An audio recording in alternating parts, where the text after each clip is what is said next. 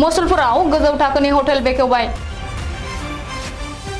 बाक्सा जिल्लानि मुसलपुरनि बिखायाव थानाय बेलगुरि सकआव बर' सावथुन मुलुगनि मुंदांखा फावखुंग्रि हेलेना दैमारिया हटेल दारागाव मुंनि गोदान हटेल बेखेवबाय।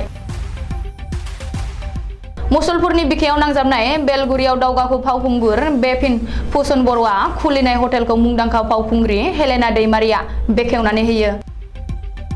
आसामनि गेजेरावनो मुंदांखा जानाय भारत भुटान सिमनानि दारागाव आरो सौखि लावखार जाग्रा थावनि फारसे थांग्रा लामानि मुसलपुर बेलगुरियाव दं बे गोजौ थाखोनि हटेला।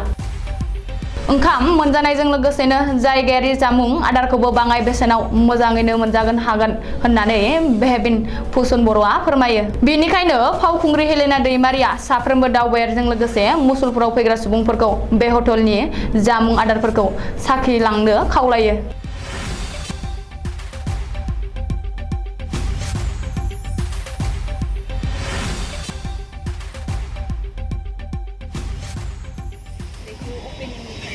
आदाया आंखौ लिंहरदों जोबोद गोजोननाय मोनदों मानोना आदाया बे हटेलखौ जोबोद अननानै बा जोबोद खस्थ'नि गेजेरजों बे हटेलखौ दिनै बानायनो हाबाय आरो आदाजों लोगोसे आदानि न'खरनि गासैबो फेमिलिफ्राबो दंखायो। बेनि थाखायनो आङो एफा मोजां सानाव आंखौ बेवहाय लिंहरनानै गावसोरनि बे सिमां बायदि मोनसे हटेल जेनेबा बे हटेलाव आंखौबो लिंहरफानायनि थाखाय आं जोबोद साबायखर गोजोननाय मोनदों आदा। थेंक इउ सो माच।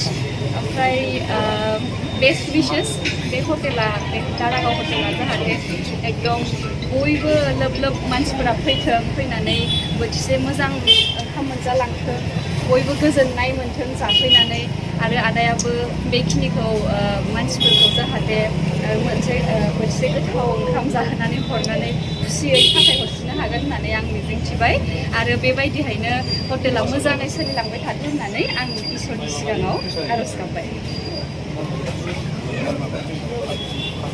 Bisa